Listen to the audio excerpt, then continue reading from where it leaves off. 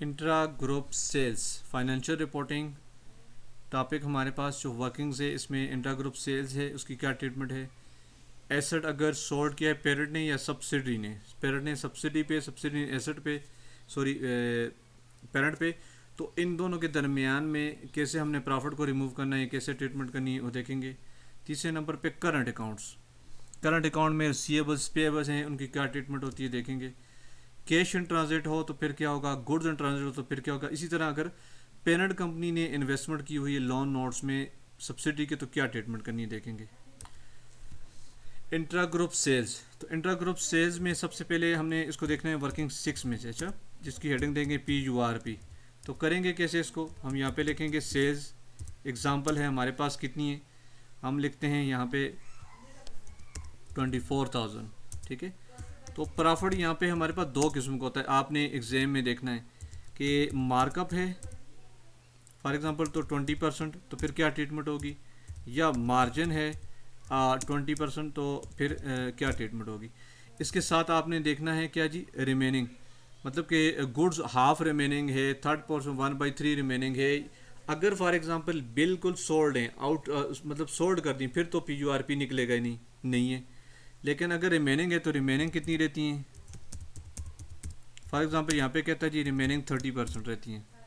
तो फिर हम कैसे ट्रीटमेंट करेंगे, हम सबसे पहले जो है ना वो प्रॉफिट फाइंड आउट करेंगे। अगर प्रॉफिट निकला है तो यहाँ पे फिर रिमेनिंग के साथ जस्ट मल्टीप्लाई करेंगे।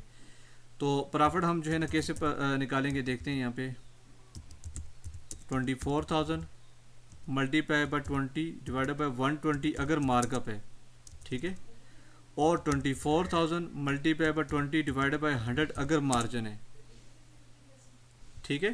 तो फिर इसके साथ रिमेनिंग के साथ आपने मल्टीप्लाई करना है, जिसको हम क्या कहते हैं PURP, ठीक है। PURP कितना बनेगा, अगर मार्कअप है 4,000 मल्टीप्लाई बाय वो कहते हैं 30% रिमेनिंग है, तो ये देखें 1200 हमारे पास PURP आ गए।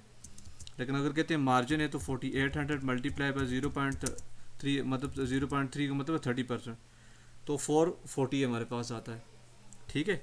तो सबसे पहले आपने क्या करना है, सबसे पहले सेल्स में से जो है वो आपने निकालना है प्रॉफिट, ठीक है।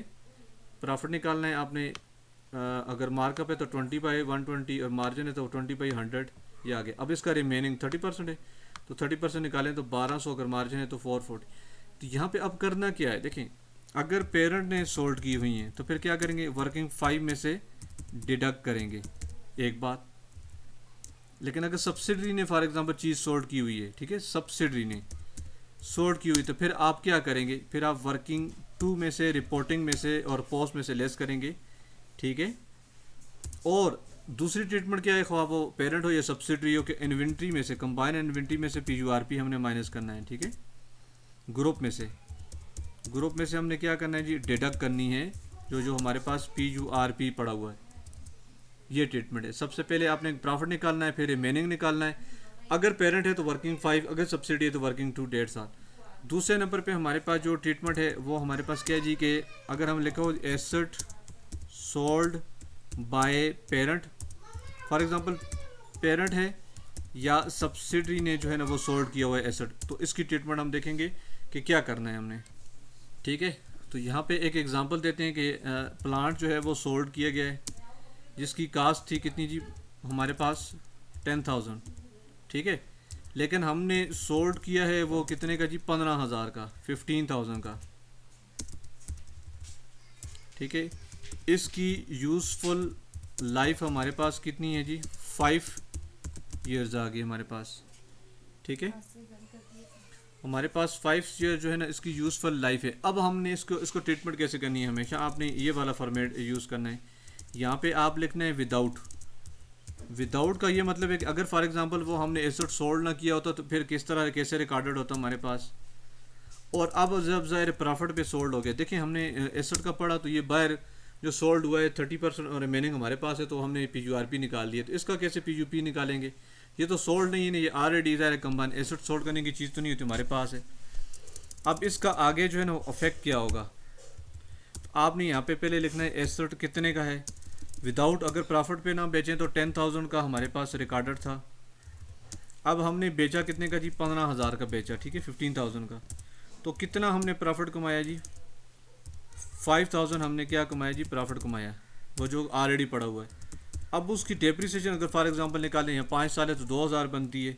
मंथ के हिसाब से आप देख लेते हैं, ठीक है, मंथ जितने वो दिए हैं वो आप निकाल लें। अगर 6 महीने तो 1000 निकलेगी, तो इसमें से कितने 3000 बनती है, तो हम यहाँ पे 3000 लेस करते हैं, डेप्रिसिएशन बनती है।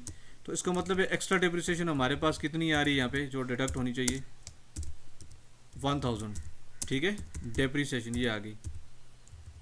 तो प्रॉफिट 5000 है, इसमें से एक्स्ट्रा डेप्रिसिएशन। अब यहाँ पे अगर देखें तो कैरिंग वैल्यू उसकी कितनी होनी चाहिए थी, हमारे पास अभी होनी चाहिए थी 8000, लेकिन वो जब सोल्ड हो गया तो फिर हमारे पास कितनी बनी, 12000। तो 4000 से हमारे पास क्या है, देखें इफेक्ट ऊपर से भी नीचे आ रहा है, ज़्यादा है एसेट हमारे पास, हमने ज़्यादा लिखा हुआ है। तो यहाँ पे ये तो हमने कर लिया। अब इसकी हमने सोल्यूशन कैसे देना है, आप यहाँ पे एक चीज़ याद रखें, देखें यहाँ पे हमारे पास अगर पेरेंट ने सोल्ड किया तो आप 52 वाली एंट्री करेंगे। अगर फॉर एग्जांपल सब्सिडरी है तो फिर आप 25 वाली एंट्री करेंगे, ठीक है। 52 वाली केस से क्या मुराद है, देखें डेबिट करेंगे आप जो है ना retain earnings, working 5 retain earnings है ना, वर्किंग 5, तो ज़्यादा रिटेन अर्निंग हमारी इनकम होती है, क्रेडिट होती है, तो वो वर्किंग वो जब डेबिट होगी तो उसमें से लेस होगा कितनी अमाउंट, ये प्रॉफिट। यहाँ से ये देखें ये वाली यहाँ से नीचे तक ये हम ऐसे ही एंट्री करेंगे। तो प्रॉफिट को जो यहाँ पे हम क्या करें, वर्किंग 5 में से, ठीक है, 5000 जो है ना वो लेस करेंगे। इसी तरह क्रेडिट करेंगे क्या जी, वही रिटेन अर्निंग्स, ठीक है, डेप्रिसिएशन वर्किंग 2 में से, 52 का मतलब क्या है जी, वर्किंग 5 वर्किंग 2, कितनी अमाउंट है जी 1000। और क्रेडिट कर देंगे हम क्या जी, एसेट को क्रेडिट कर देंगे, मतलब लेस कर देंगे कितनी अमाउंट से जी, 4000, ठीक है। 52 से ये मराद है वर्किंग 5 में से लेस करेंगे, वर्किंग 2 में ऐड करेंगे, एसेट में से लेस करेंगे बैलेंस शीट में, ये हमेशा आपने याद करना है, डेबिट 2 दफ़ा क्रेडिट। अब अगर फॉर एग्जांपल सब्सिडी है तो किसकी ट्रीटमेंट करेंगे हम 25 की, मतलब डेबिट करेंगे वही रिटेन अर्निंग्स, मतलब वर्किंग 2, तो वर्किंग 2 में से लेस करेंगे कितनी अमाउंट, 5000, प्रॉफिट वहाँ से लेस होगा। और फिर हम क्या करेंगे जी, क्रेडिट करेंगे क्या चीज़, वही रिटेन अर्निंग्स, तो ये क्या है जी 25 है ना, तो वर्किंग 5 में हम ऐड करेंगे कितनी अमाउंट जी 1000। और बाकी जो है वो तीसरा क्या है जी, वही क्रेडिट एसेट, तो एसेट जब क्रेडिट होगा तो उसका मतलब है वो हम कम करेंगे किस में से, बैलेंस शीट में से, 4000, ठीक है। तो सबसे पहले आपने क्या करना है, विदाउट, अगर ना बेचें, अगर बेचें तो क्या असर होगा, ना बेचें तो 10,000 का था, बेचा तो 15,000 का, 5,000 प्रॉफिट। अगर ना बेचें तो 2,000 डेप्रिसिएशन बनती थी, बेच दिया तो 3,000 बनती, एक्स्ट्रा ये आ गई। 8,000 का एसेट होने चाहिए था, 12,000 का, तो 4,000 एक्स्ट्रा आ गया। तो ये क्या करेंगे, पेरेंट है तो 52, मतलब वर्किंग 5 डेबिट, वर्किंग 2 क्रेडिट और एसेट क्रेडिट। सब्सिडी है तो 25 की ट्रीटमेंट, मतलब वर्किंग 2 डेबिट, वर्किंग 5 क्रेडिट और एसेट क्रेडिट, ये आपने याद करना है, ठीक है। इसको इसी तरह जो है ना वो आपने हैंडल करना है। कंबाइन एसेट में से 4,000 माइनस, यहाँ पे वर्किंग 2 में से, वर्किंग 5 में से लेस, वर्किंग 2 में ऐड, यहाँ पे वर्किंग जो है ना वो 2 में लेस और वर्किंग 5 में ऐड, और 4,000 आपने कंबाइन एसेट में से लेस करना है। ये दूसरी ट्रीटमेंट है, asset sold by parent or subsidiary. अब तीसरे नंबर पे यहाँ पे कहते हैं करंट अकाउंट, सिंपल सी ट्रीटमेंट है, इसमें आपका कोई वर्किंग नहीं होती, इसमें आप ये वर्किंग 7 लगा सकते हैं। अच्छा, ये जो एसेट वाला ये मामला है ना, यहाँ पे आप वर्किंग 7 लगा सकते हैं, ठीक है, जिसको PURP दे दें, PUP दे दें, पेरेंट अनरियलाइज्ड प्रॉफिट। अब यहाँ पे करंट अकाउंट से क्या मराद है, करंट अकाउंट से ये मराद है, देखें कि यहाँ पे लिखा हो ना, parent owe to subsidy, parent ने सब्सिडी को देने फॉर एग्जांपल 7,000, ठीक है। अब इसमें देने हैं या लेने हैं, तो हमने क्या करना है, रिसीवेबल्स दोनों के जो है वो कंबाइन लिखे होंगे, और पेएबल्स हमारे दोनों के कंबाइन लिखे होंगे, तो दोनों में चीज़ें जो है ना डिडक्ट। फॉर एग्जांपल यहाँ पे कहते हैं ना कि हमने जो देने हमारे पास लाइबिलिटी में, देखें यहाँ पे 7,000 लिखा हुआ है, ठीक है। तो हमने क्या करना है, 7,000 ज़ाहिर है रिसीवेबल में से भी लिखा होगा, तो इन दोनों में से क्या करना है, डिडक्ट कर लेने, दोनों की कंबाइन लिख के ना, कंबाइन में से 7,000 हमने जो है ना डिडक्ट कर लेने, ठीक है। तो बाज़ औक़ात इस तरह भी होता है ना, फॉर एग्जांपल कि हमें वो कहते हैं कि रिसीवेबल्स में से हमारे पास जो है वो कितने हैं, रिसीवेबल में 7,000 जो है ना हमारे पास जो है ना वो लिखे हैं हमने, ठीक है, लेने, ठीक है, जिसमें से जो है ना लेने हैं, रिसीवेबल तो करने हैं। कैश इन ट्रांजिट है हमारे पास,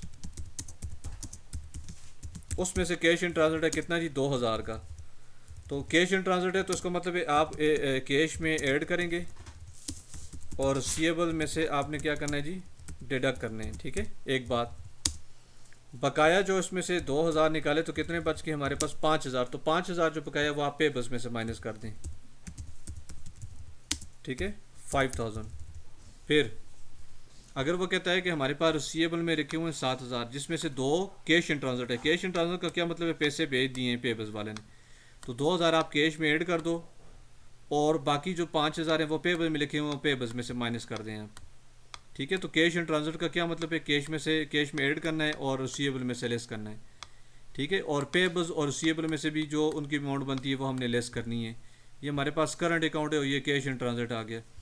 अब अगर कहता है जी कि for example goods in transit या inventory in transit, goods in transit मतलब चीज़ें जो है ना वो आ रही हैं हमारे पास, तो आप ऐड करें किसमें, इन्वेंट्री में, डेबिट करें इन्वेंट्री को, ठीक है। और आप ऐड करें पेबल्स को, लाइबिलिटी को भी इंक्रीज करें, ठीक है। दोनों में ऐड करना है, गुड्स इन ट्रांजिट हो तो इन्वेंट्री में भी ऐड और पेबल्स में भी ऐड। अगर कैश इन ट्रांजिट हो, ठीक है, कैश है तो आप कैश में भी ऐड करो, ठीक है, लेकिन रिसीवेबल में से भी आपने क्या करना है जी, डिडक्ट करने हैं, माइनस करने हैं, ठीक है, क्लियर। इसी तरह हमारे पास जो है ना वो पेरेंट ने बाज़ दफ़ा जो है वो इन्वेस्टमेंट की होती है इन लोन नोट्स। ये क्वेश्चन नंबर 401 है, 2 है, 3, आप उसको देख भी सकते हैं, जिसमें हमने इन्वेस्टमेंट की हुई है। तो वो इन्वेस्टमेंट लिखी होती है, फॉर एग्जांपल उस क्वेश्चन में लिखी हुई है इन्वेस्टमेंट कितनी जी, 98,000, ठीक है। तो उसमें से उन्होंने लिखा हुआ है कि 76,000 जो है ना वो कैश कंसिडरेशन है, जो हमने पैसे दिए हैं उसकी इक्विटी शेयर के लिए, एक बात। और 20,000 जो है ना वो इन्वेस्टमेंट की हुई है लोन नोट्स में, किसने, पेरेंट कंपनी ने। तो याद रखें जो हमने लोन नोट्स की जो ट्रीटमेंट है, अब लोन नोट्स ज़ाहिर है वो एक हो गए कि एक की और दूसरी दोनों की बैलेंस शीट कंबाइन बनी हुई है।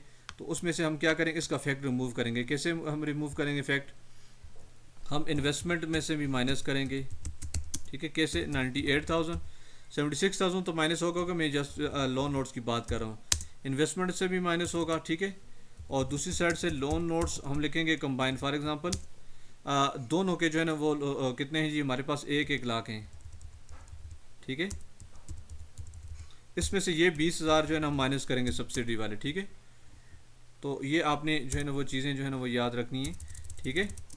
तो ये हमारे पास 1 लाख, तो 2 लाख, 1 लाख फॉर एग्जांपल सब पेरेंट के हैं और 1 लाख सब्सिडी के हैं। सब्सिडी में 20,000 वो शामिल हैं जो हमारे पास जो इन्वेस्टमेंट की हुई है किसने, पेरेंट कंपनी ने। तो लोन नोट्स की ट्रीटमेंट ये है कि लोन नोट्स का जो है ना वो इन्वेस्टमेंट में से भी और दूसरी साइड लोन नोट्स कंबाइन में से भी जो है ना वो डिडक्ट करते हैं, ठीक है। तो ये देखें, ये वर्किंग्स हैं। बाकी आप जो मेरा लेक्चर है उसमें वर्किंग 1 ग्रुप स्ट्रक्चर, ठीक है, आप देख लें कि कैसे जो है वो इसको बनाते हैं। वर्किंग 2 जिसमें हम कहते हैं नेट एसेट्स, ठीक है। इस नेट एसेट्स में जो जो चीज़ें मैंने आपको बताई, फेयर वैल्यू का एडजस्टमेंट, वो सारी वो ईजी हैं, ज़रा मैंने यहाँ पे नहीं डिस्कस की। वर्किंग 3 में गुडविल, जिसमें हमारे पास खासकर कंसिडरेशन में कैश कंसिडरेशन, ठीक है, डेफर्ड कंसिडरेशन, या तीसरे नंबर पे जो है वो शेयर एक्सचेंज है, ठीक है। ये चीज़ें जो है ना वो आप वहाँ पे देख सकते हैं। फिर इसी तरह वर्किंग 4 जो है वो हमारे पास नॉन कंट्रोलिंग इंटरेस्ट है, क्या क्या होता है। फिर वर्किंग जो है 5 हमारे पास आ जाती है, जिसको हम क्या कहते हैं जी, retained earning, group retained earnings. तो वो आप देख लें और इनको एडजस्ट करने की कोशिश करें। यही है कंबाइंड बैलेंस शीट F7 की। Thank you.